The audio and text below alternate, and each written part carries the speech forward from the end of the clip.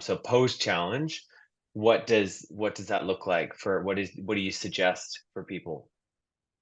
Yeah, so I think it depends a little bit on what you've personally been focusing on during the challenge, but any challenge is usually reasonably intensive. You're checking in at least once a week, you're probably seeing your trainer and your team multiple times per week. And then in this challenge in particular, at the end of this, what do we have? We have Christmas. So often our usual work, eating habits go completely out the window for a little while. So I think what's important is to reflect at the end of the challenge, maybe in that last week, around what you found helpful, and what didn't work so well for you and why, and really kind of jotting them down. So if you do feel like over the Christmas period things have sort of slipped, they're kind of like your how-to guide come the start of January. Being like, all right, I noticed when I did this, this, and this, I felt more energized. I was getting more out of my gym sessions. I can then re-implement those. I think it's really smart to actually book yourself a little personal reflection in your own calendar for 4 weeks after the challenge, and maybe even 3 months after the challenge, to say, all right, how am I going? Am I still on track with whatever my goal was at the time? So that it becomes a bit of an ongoing theme and you can continue to modify across the way.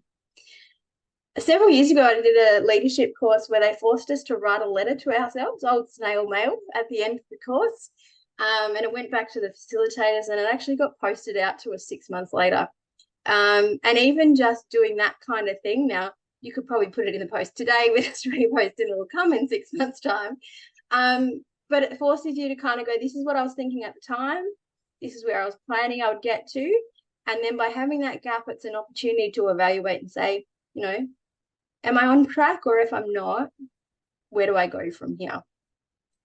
If you're not someone that does self-reflection very well, book a one-on-one with a trainer, book a one-on-one with a health professional to do that reflection with you, and to keep you accountable from that point of view. I But I really would love that say, idea. I think I'm going to get my team to all write a letter to themselves for the end of the challenge to say what their expectations of themselves are. I think that's a great idea. well, give it a go, and see how it goes. But I would say, particularly in body composition change goals, initial change is relatively easy. Long-term change is really hard.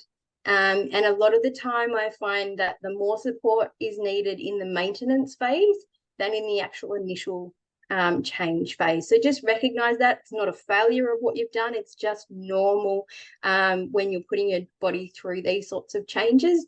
It likes to resist them. And so sometimes you do need those extra supports to keep things on track.